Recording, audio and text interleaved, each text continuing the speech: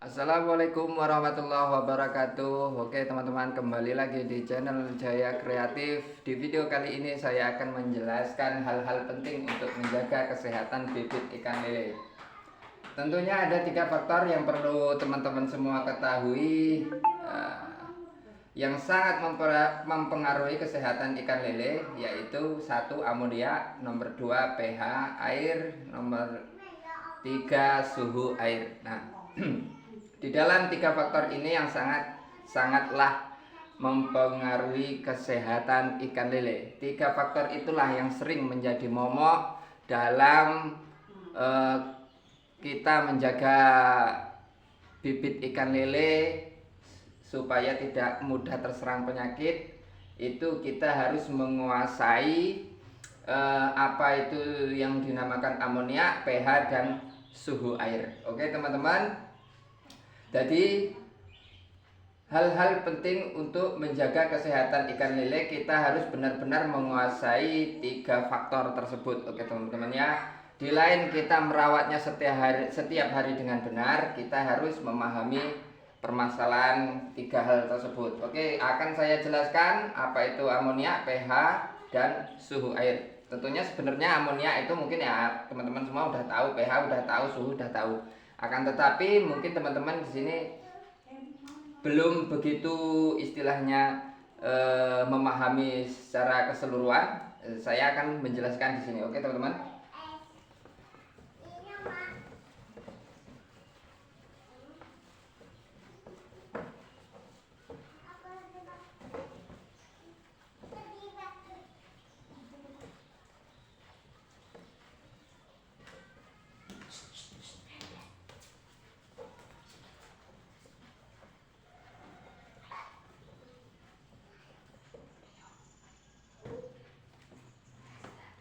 Kita masuk pembahasan yang pertama, yaitu adalah amonia. Amonia adalah suatu kotoran yang dikeluarkan oleh ikan tersebut yang tercampur dengan air, lalu bercampur pula dengan ikan tersebut.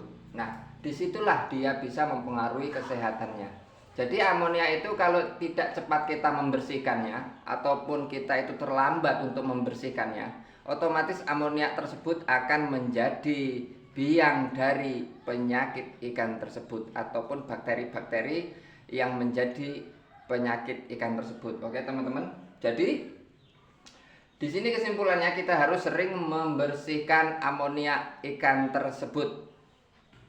Bisa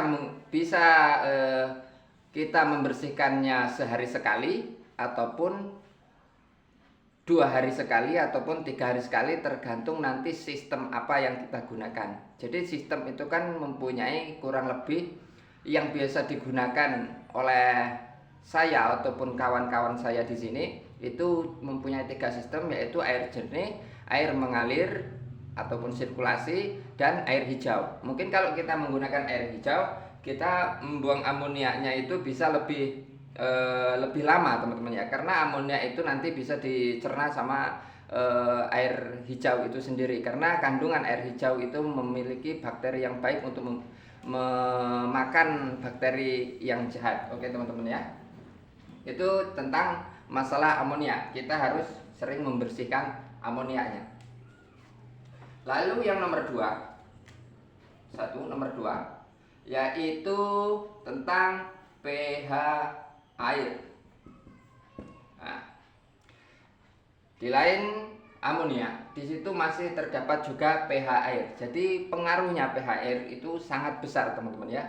Realitasnya untuk pemijahan ikan lele ataupun di pembudidaya ikan lele itu memiliki pH 7 ataupun 8. 7 sampai 8 kandungan pH air. Ya, teman-teman.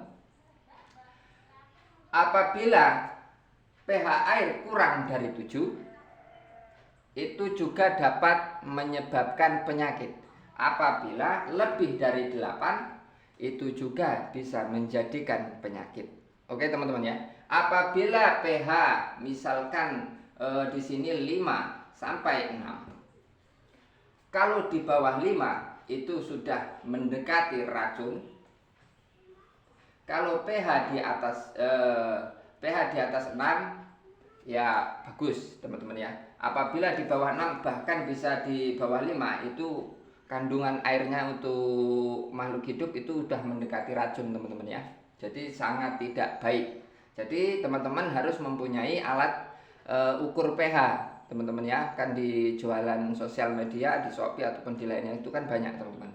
Jadi teman-teman harus memiliki alat tersebut supaya teman-teman nanti kalau mengaplikasikan airnya itu bisa tahu, oh pH-nya kita harus pakai segini, kita harus memperlakukan airnya seperti apa. Oke.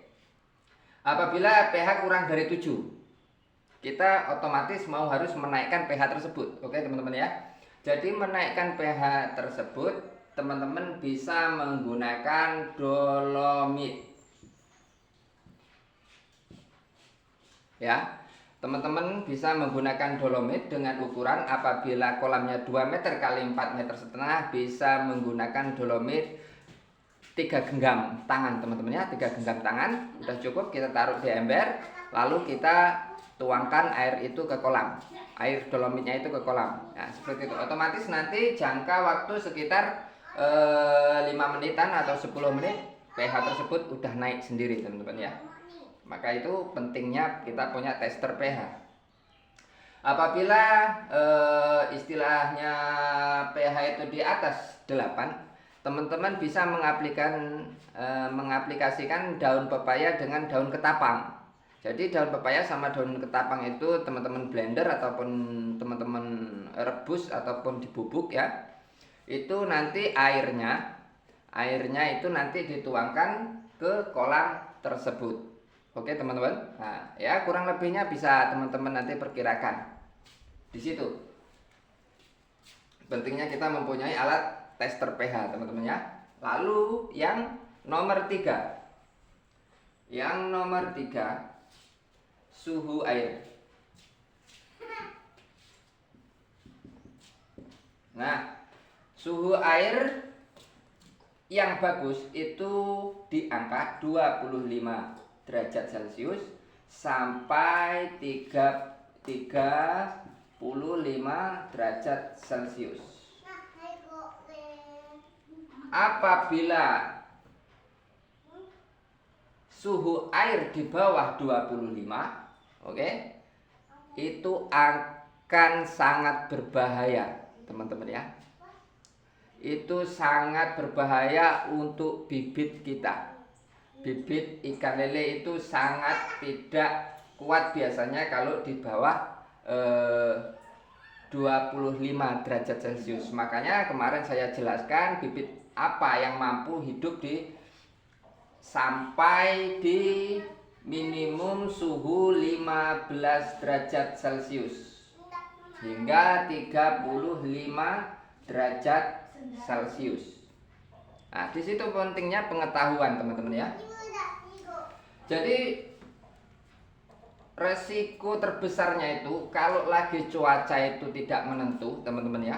Nah, jadi suhu ini dapat berubah-berubah itu sesuai dengan keadaan cuaca.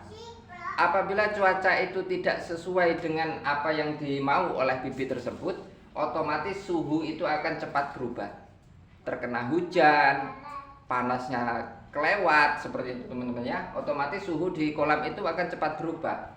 Nah, antisipasi untuk menanggulangi istilahnya itu suhu air ini dengan cara apa ya? Dengan cara apa? Yaitu dengan cara sistem yang digunakan di waktu kita